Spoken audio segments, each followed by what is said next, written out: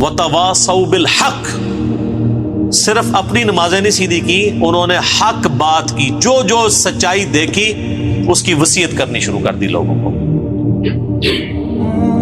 بڑا مشکل کام، truth lower ہونا بڑا مشکل ہے۔ صرف تو سچائی سے محبت ہر بندے کو ہوتی ہے، لیکن سسٹم کو للکار کے لوگوں کو سچی بات بتانا کہ لوگوں دوزخ میں جا رہے ہو بچ جاؤ۔ بخاری مسلم میں حدیث ہے، نبی علیہ السلام فرمایا تمہاری مثال پتنگوں کی سی ہے کہ آگ کے اوپر گرتے ہو اور میں تمہارے کمر بند سے پکڑ پکڑ کے تمہیں دوزخ کی آگ سے بچا رہا ہوں، یعنی میں بتا رہا ہوں کہ ڈر جاؤ، تم نے مرنا ہے، اللہ کے حضور پیش ہو۔ تو جو سچائی ہے، سب سے بڑی سچائی کیا ہے؟ اللہ کا تعارف۔ اور یہ الحق کا لفظ اللہ نے قرآن کے لیے بھی استعمال کیا سورہ بنی اسرائیل میں، وَبِالْحَقِّ أَنزَلْنَاهُ وَبِالْحَقِّ نَزَلَ، ہم نے اس قرآن کو حق کے ساتھ اتارا اور یہ حق کے ساتھ اترا۔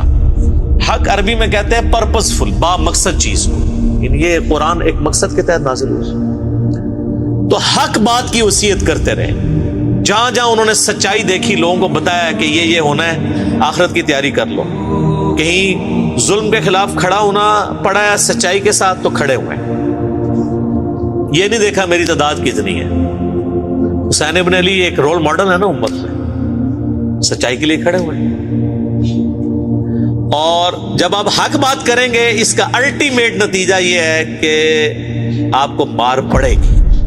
وَتَوَاصَوْا بِالصَّبْرِ، تو پھر مار صرف کھانی نہیں ہے، جس طرح حق بات کی تلقین کی ہے، صبر کی بھی لوگوں کو تلقین کرنی ہے، یعنی خود بھی مصیبت جھیلتے ہوئے صبر کرنا ہے، اور اس سے اگلے درجے کی چیز ہے کہ لوگوں کو بھی صبر کی تلقین کرنی ہے۔ یعنی جب آپ نے کسی کو بتانا ہے کہ میرے بھائی آپ رفع الیدین سے نماز شروع کریں گے تو جو نماز نہیں بھی پڑھنے والے وہ بھی آپ کو سمجھائیں گے۔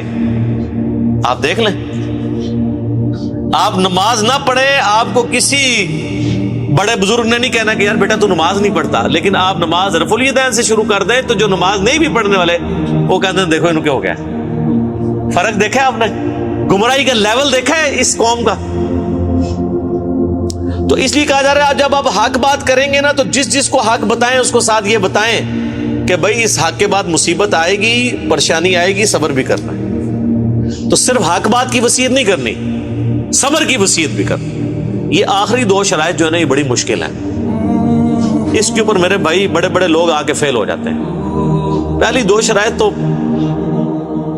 آپ کسی چوک میں کھڑے ہو کے کہنا جی میں نے آج رات کو کھڑے ہو کے اتنے نوافل پڑھے، لوگ کہیں گے جی ماشاءاللہ بہت اچھی بات ہے، لیکن اسی چوک میں آپ کھڑے ہو کے کہیں کہ یہ جو تماشا تم لوگوں نے یہاں لگایا ہوا ہے آندہ سے میں نے نہیں ہونے دینا، تو آپ دیکھ لیں پھر آپ کے ساتھ وہ کیا کرتے ہیں۔ نہ آپ کی داڑھی کا لحاظ کریں گے، آپ کی نمازوں کا لحاظ کریں گے، نہ کچھ اور کریں گے، فوراً آپ کو مارنے کے درپے ہو گے۔ تو حق بات کی وصیت بھی کرنی ہے اور صبر کی تاکید بھی کرنی ہے، اپنے آپ کو بھی لوگوں کو بھی۔ اور یہ پرفیکٹ انداز میں نبی صلی اللہ علیہ وآلہ وسلم کی مبارک زندگی میں آپ کو نظر آتی ہے۔ صحابہ کرام کو آپ نے ٹرینڈ کیا تھا تمام حالات و واقعات کے لیے۔